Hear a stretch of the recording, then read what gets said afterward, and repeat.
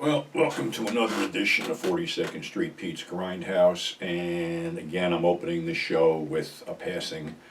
Legendary wrestler, superstar Billy Graham has passed away on May 17th at the age of 79 due to a bunch of health complications.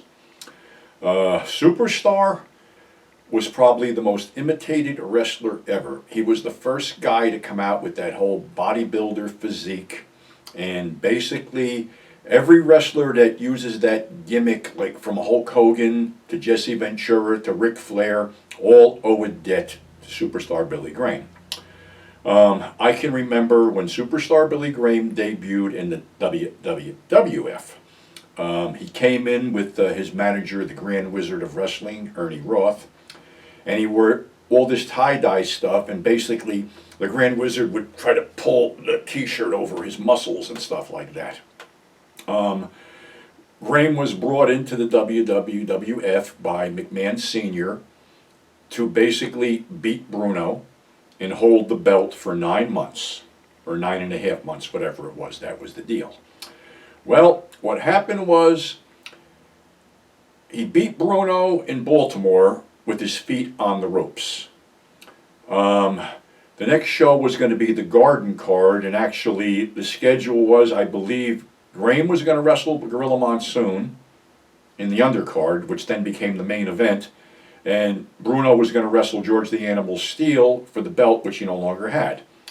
So I had gone to that show. Graham had beaten Monsoon, and Bruno basically beat the shit out of George Steele, setting up the rematch with Graham for the next show.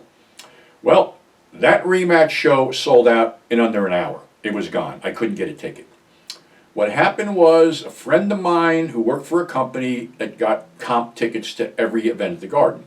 So he called me up and he goes, I got tickets for the Bruno Graham rematch. You want to go? Fuck you, I'm going to go. This was around, I guess, 77.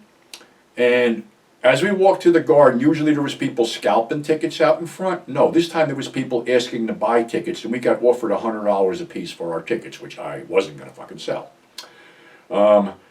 The match itself was going to be refereed by Gorilla Monsoon. Bruno and Graham beat the fuck out of each other, beat each other bloody. Monsoon's white shirt was covered with blood. Graham bailed out of the ring and started going back to the dressing room. Monsoon came after him, threw him back in the ring, but again, Graham prevailed. After that, Graham was sort of worked down the card. He had feuds with, I think he broke a ukulele over Peter Maivia's head before he turned heel. Had a feud with Ivan Putski, but basically it wasn't working out the way McMahon Sr. had planned, because in some areas Graham was getting cheered and Graham was over. And he was told that basically that Graham had talked, McMahon had talked to Eddie Graham in Florida about replacing his ethnic champions with a white bread champion, and Eddie Graham suggested Steve Kern, but McMahon decided he wanted Bob Backlund. So basically, Backlund was going to beat Graham at Madison Square Garden. The night before that show, Graham had wrestled Bruno in Pittsburgh and said he really didn't want to drop the belt to Backlund. Maybe I should just drop it here to you, which Bruno goes, no, because actually Bruno wanted out, Bruno needed time off, Bruno's body was killing him. So he wrestled Backlund at the Garden, and Backlund pinned Graham, but Graham had his foot on the ropes, and again, that's how he beat San Martino in Baltimore. So the next match was a cage match with Backlund, where Backlund actually bled. Graham was moved down on the card and recycled out of the territory, where he went into a depression.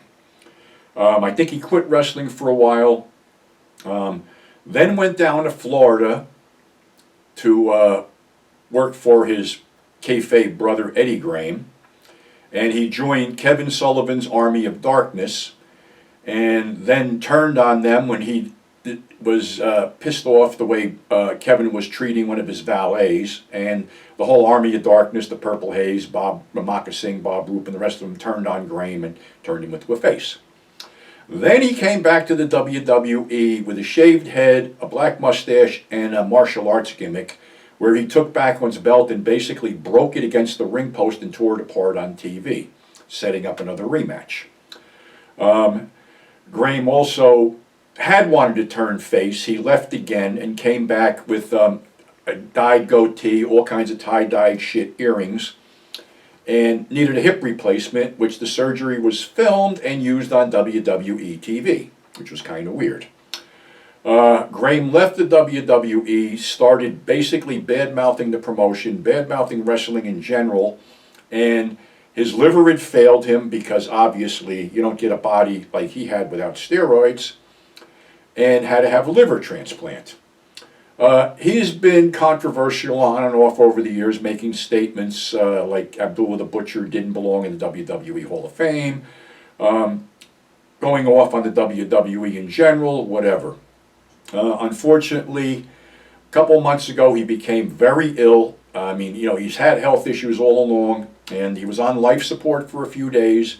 His wife refused to pull the plug, and unfortunately he passed away as of May 17th. Another legend of professional wrestling, when wrestling was really considered a sport and not sports entertainment, is gone. Not that Graham was a great worker, because he wasn't, but he was great on the mic, had great charisma, and endeared the fans to him. And actually, McMahon, if he was smart, should have turned him babyface back then, but McMahon, like I said, had everything he was going to do as a senior plotted out a year in advance of everything. So, again, rest in peace, superstar. Thanks for the memories. Thanks for those great matches with you and Bruno. And, you know, like I said, you're one of the most influential guys in professional wrestling, and so many wrestlers have patterned their gimmicks after your gimmick. So I hope you're at peace, and that's our show for today. Thanks for subscribing. Thanks for tuning in. Above all, stay safe, and we'll catch you on the flip side.